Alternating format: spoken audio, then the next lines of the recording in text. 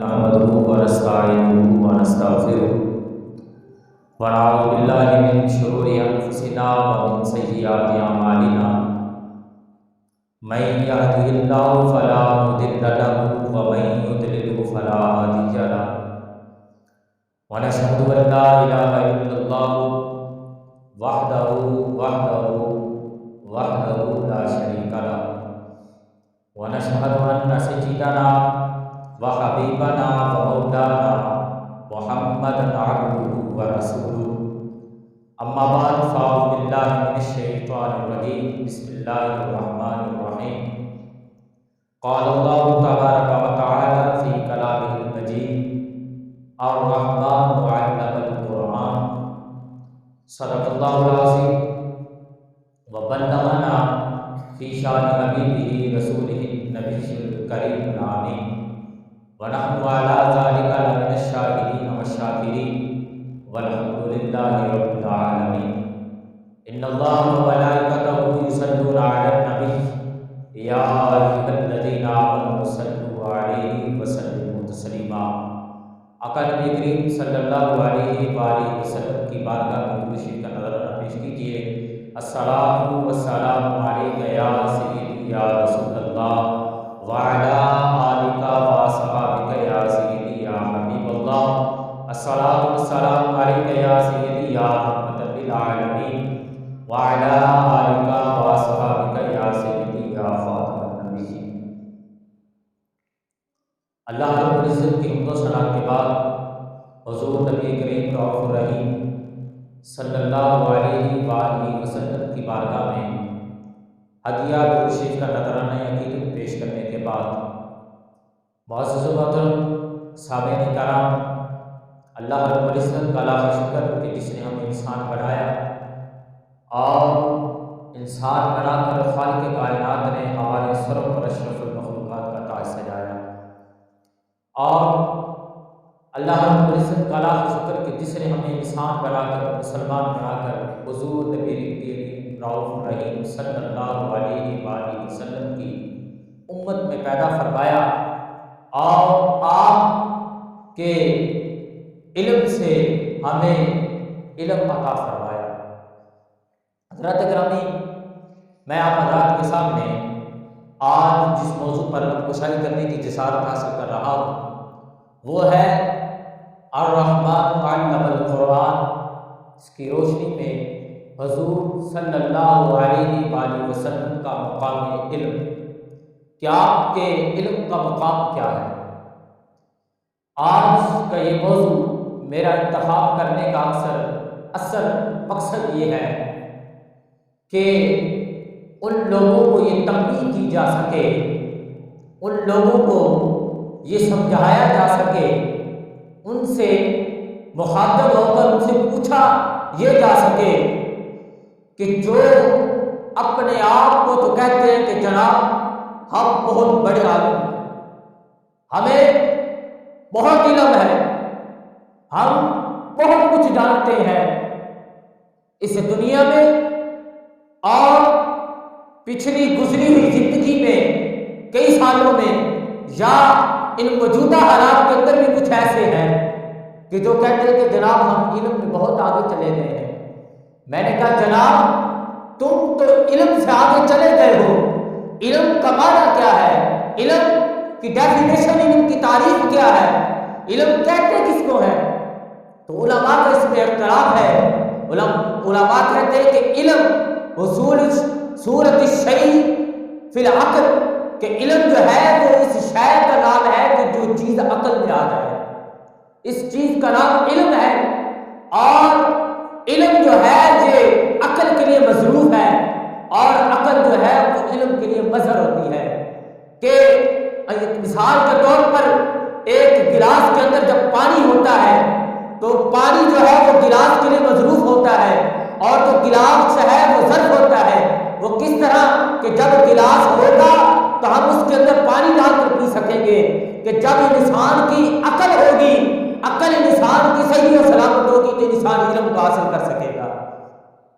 حضرت گرامی، حضرت امام عبدالرزاق رازی رحمۃ اللہ تعالی علیہ آپ فرماتے ہیں کہ حضور علیہ الصلوۃ والسلام نے فرمایا کہ علم جو ہے میرے نور سے پیدا کیا گیا، علم میرے نور سے پیدا کیا گیا، اور عقل بھی جو ہے یہ بھی حضور علیہ السلام کے ہی نور سے پیدا کی گئی، اور عقل جو ہے علم کو تب تک تسلیم کرتی ہے کہ جب تک انسان کے دل کے اندر جو ہے وہ صحیح سے علم ہو، اور بلکہ اللہ رب العزت بھی قرآن مجید میں ارشاد فرماتا ہے کہ اگر تم نے میرے محبوب کی بارگاہ میں ادنا سی بھی کوئی غصاگی یا کوئی ایسی بات کر دی جو نازیبا الفاظ میں ہو، اللہ رب العزت فرماتا ہے تو تمہارے اعمال اور تمہاری عقل کو چھین لیا جائے گا، اور تمہارے پاس کچھ نہیں رہے گا، سب کچھ ضبط کر لیا جائے گا۔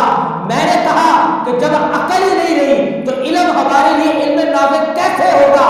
میں نے کہا سب سے پہلے ہمیں اپنی عقل کی حفاظت کرنے کی ضرورت ہے، اور ہم عقل کی حفاظت کیسے کر سکتے ہیں؟ ہم عقل کی حفاظت تب کر سکتے ہیں کہ جب ہم رسول اللہ کے وفادار ہوں۔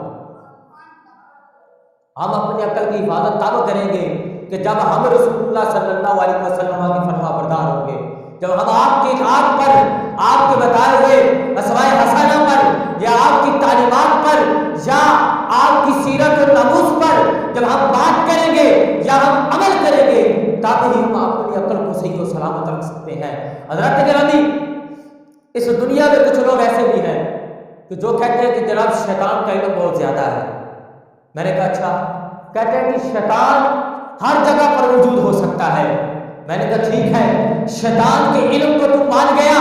میں نے کہا کہ اگر اس دنیا میں ہم انسانوں کو دیکھیں، اگر کسی نے کسی اپنے آپ استاد سے پڑھا ہو تو وہ کہتا ہے، تو اس کے علم کا وہ کہتا ہے کہ میرے علم کا کوئی اس دنیا میں کوئی میرے برابر کا نہیں۔ میں نے کہا کہ جو حضور سیدنا داتا علی حجویری رحمۃ اللہ تعالی علیہ سے پڑھے ہو، ان کے علم کا اندازہ کون کر سکتا ہے؟ جو حضور سیدنا غوث الاعظم سے پڑھے ہو، ان کے علم کا اندازہ کون کر سکتا ہے؟ میں نے کہا کہ جو کسی نبی یا رسول سے پڑھے ہو، ان کے علم کا اندازہ کون کر سکتا ہے؟ میں نے کہا یہ تو رہے اس دنیا کی بات۔ میں نے کہا رسول اللہ کی ذات وہ ہے تو جن کو خود خدا نے خود پڑھا ہے، اور تم باتیں کرتے ہو کہ کہتے ہو کہ شیطان کے علم کو تم مانتے ہو، اور حضور علیہ السلام کے علم کی نفی کرتے ہو۔ تم کہتے ہو کہ حضور کو دیوار کے پیچھے کا پتہ نہیں۔ میں نے کہا تمہاری عقل کہاں گئی ہے؟ تم اپنے آپ کو مسلمان بھی کہو اور حضور علیہ السلام کو بے علم بھی کہو، تمہیں شرم و حیا نہیں، اور تم اس دنیا میں بیٹھ کر یہ کہتے ہو کہ ہم سے بڑا کوئی عالم نہیں، ہم سے بڑا کوئی علم جاننے والا نہیں۔ میں نے کہا علم تمہیں اس در سے ملا ہے کہ جس در کے گلی میں باغ تاجدار پھرتے ہیں، تمہیں علم اس در سے ملا ہے، اور تم اس دنیا میں رہ کر کہتے ہو کہ ہم جو ہے وہ اس سے بڑھ کر ہے۔ میں نے کہا اپنی عقل کا علاج کرواؤ، اپنے آپ کا علاج کرواؤ کہ تم کس طرف جا رہے ہو۔ حضرت گرامی، حضور علیہ السلام آپ کے علم کا بہت بلند و بالا مرتبہ ہے، اگر انسان بیان کرنا چاہے تو بہت وقت درکار ہوتا ہے۔ ایک مرتبہ حضور علیہ السلام آپ کو جب اللہ رب العزت نے پہلی مرتبہ حکم فرمایا کہ آپ توحید کا اعلان کریں اور اپنی رسالت کا اعلان کریں، نبوت کا اعلان کریں، تو جب حضور علیہ السلام نے کفار مکہ کو جمع کیا، جمع کر کے فرمایا کہ اے کفار مکہ، اگر میں تم سے کہوں ان سے قریش اپنے قبیلے والوں کو اور مکہ والوں کو اکٹھا کر کے آپ نے اپنے پاس کھڑا کیا اور ان سے فرمایا کہ اے مکہ والوں، اے قریش والوں، اگر میں تم سے کہوں کہ اس پہاڑی کے پیچھے ایک لشکر ہے، اس پہاڑی کے پیچھے ایک فوج کھڑی ہے جن کے پاس ہتھیار ہے، جو جہاد کے لیے بالکل تیار ہے، اور وہ تم پر حملہ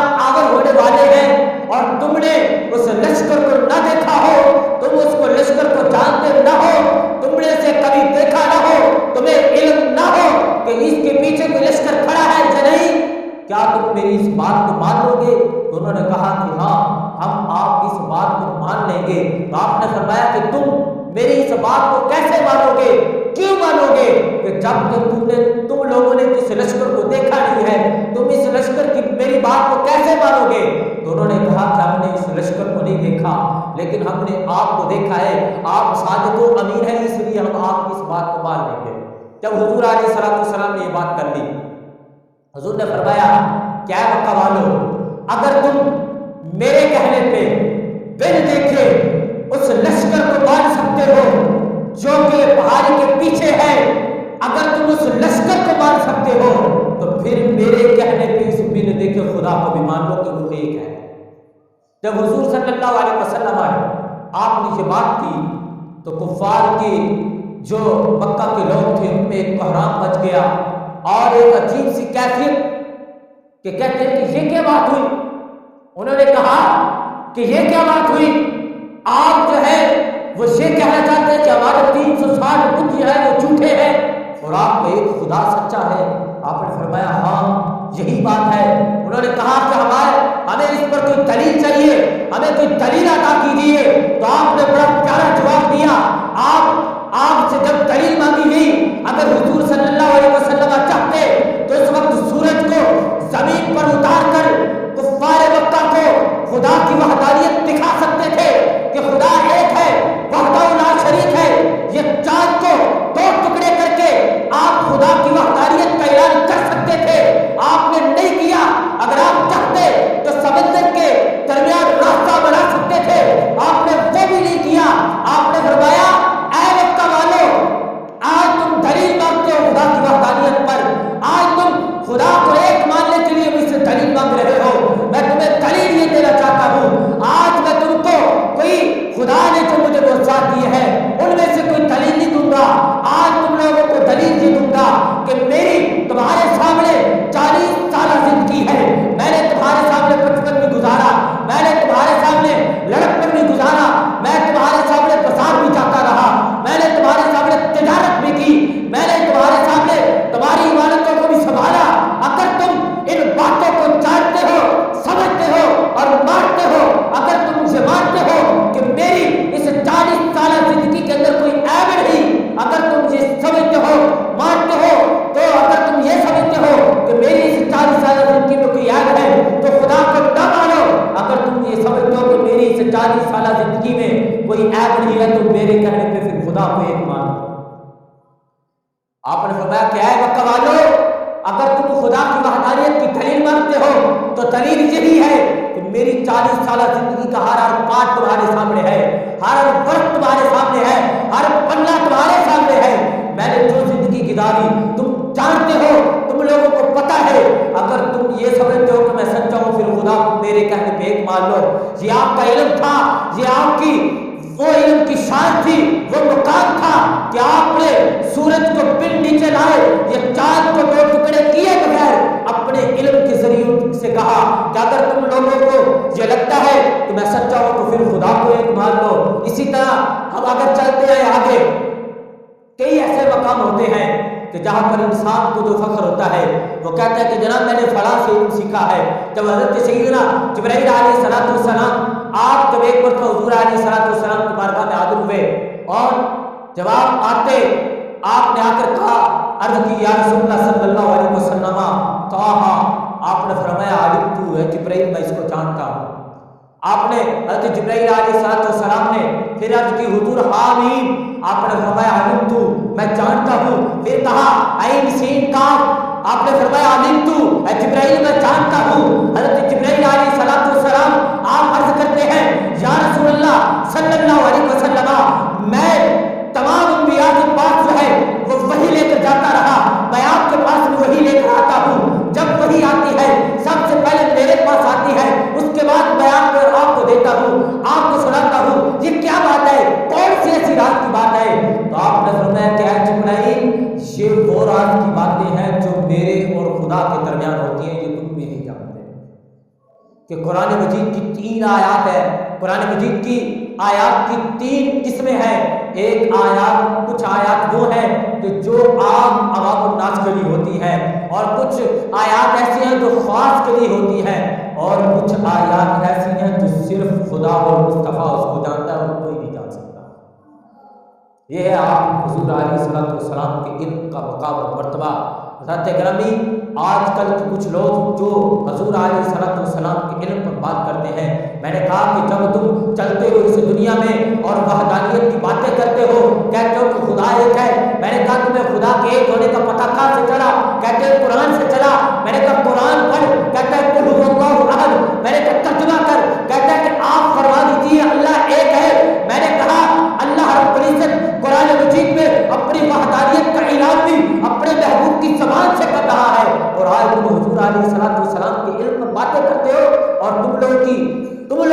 اپنی ذات کہا اور ذات مصطفیٰ کی شان کہا، اور تم آج بیٹھے ہو حضور کو توڑنے کے لیے۔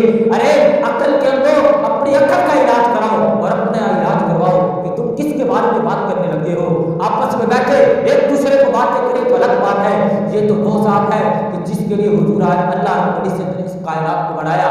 مصطفیٰ کی ذات وہ ہے کہ جس کے لیے اللہ رب العزت فرماتا ہے کہ اے میرے محبوب اکرام کو بنانا مقصود نہ ہوتا، میں اس کائنات میں اپنے آپ کو ظاہر رب خدا ہونا کو ظاہر نہ کرتا۔ حضرت گرامی، اللہ رب العزت کی بارگاہ میں دعا ہے کہ خالق کائنات ہمیں رسول علیہ السلام سے محبت کرنے اور آپ کی عزت و ناموس پر ہمیں ہر وقت اپنی جان، مال اور آبرو قربان کرنے کی توفیق عطا فرمائے۔